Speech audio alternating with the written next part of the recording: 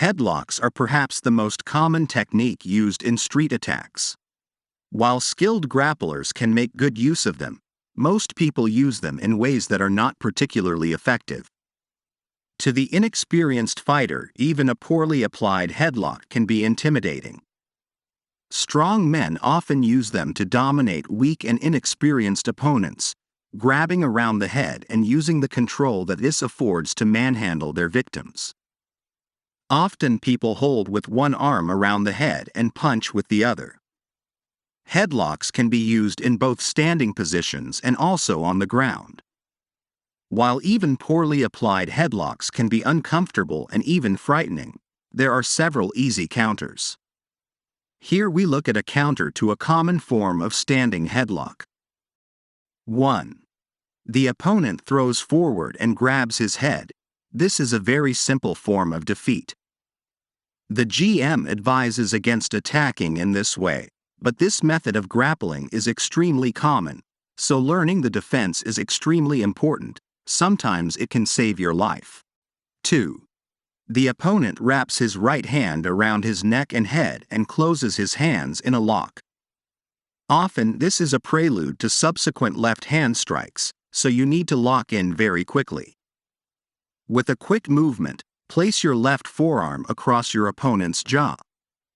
This does not allow the attacker to pull you back and forth, thereby making it possible to stand in a solid stance.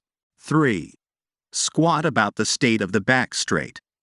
The right hand passes under the near thigh of detection, closer to the knee.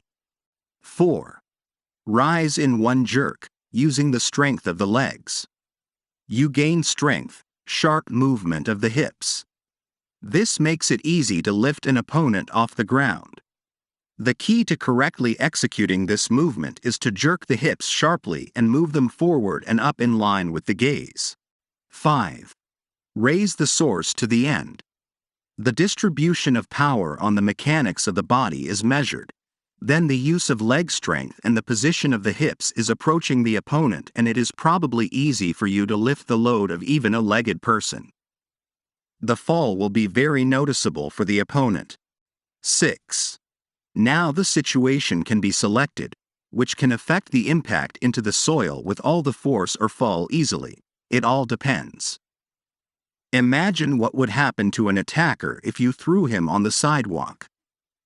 One of the most important benefits to self-defense is the sheer variety of options it offers.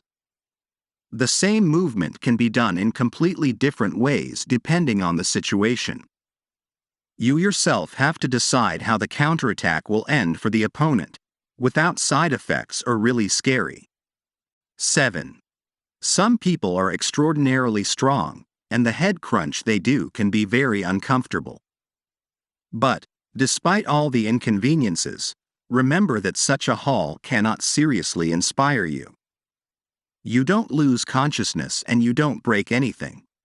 Do not panic.